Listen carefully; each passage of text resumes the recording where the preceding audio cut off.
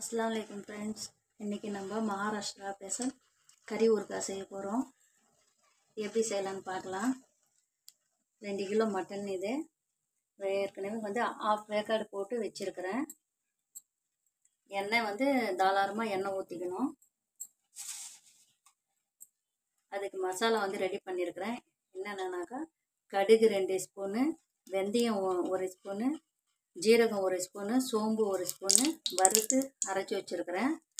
கொஞ்சோண்டு தனியாத்தூள், மிளகாத்தூள், மஞ்சள் தூள், நம்மளுக்கு தேவையான அளவுக்கு பட்டை லவங்கம் என்ன வேணுமோ நம்ம கரம் மசாலா அரைச்சி அதில் சேர்த்துக்கலாம். அதையெல்லாம் தனித்தனியாக இது பண்ணோம்னாக்கா பெரிய வீடியோவாக போகணும்னா சிம்பிளாக போட்டு வச்சுருக்கோம். அவங்களுக்கு தனித்தனியாக பெரிய ரெசிபியாக வேணும்னாக்கா சொல்லுங்கள், வீடியோ போடலாம். இப்போ கடுகு போட்டுக்கலாம். கடுகு பொரிஞ்சோடனே கருவேப்பிலை,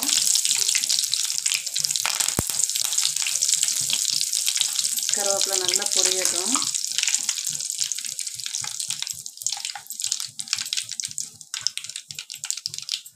இப்போ அரைச்சி வச்சுருக்கிறத இதில் சேர்த்துக்கலாம்.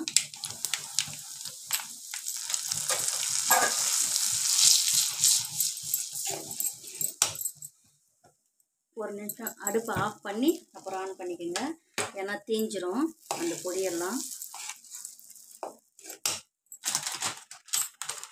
இது வந்து மகாராஷ்டிராவோட காந்தா மசாலான்னு சொல்லுவாங்க. இது அமேசானில் கிடைக்கிது.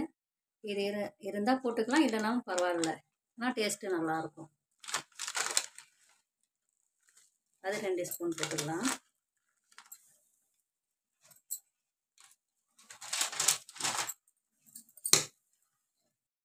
இப்போ நல்லா அது எண்ணெயில் பொரிஞ்சிருச்சு மசாலாலாம். இந்த கறிக்கு வந்து 5 எலுமிச்சம்பழம் ஜூஸ் இறக்கி வச்சுருக்கிறேன், இதில் போட்டுக்கலாம்.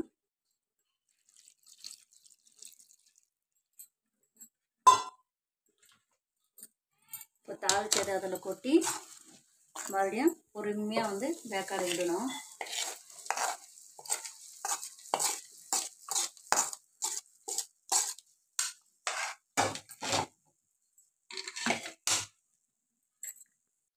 ஃப்ரெண்ட்ஸ், நம்ம கலந்து விட்ட கறி ஊறுகாய் சிம்மில் வைக்கவே ரெடி ஆகிடுச்சு.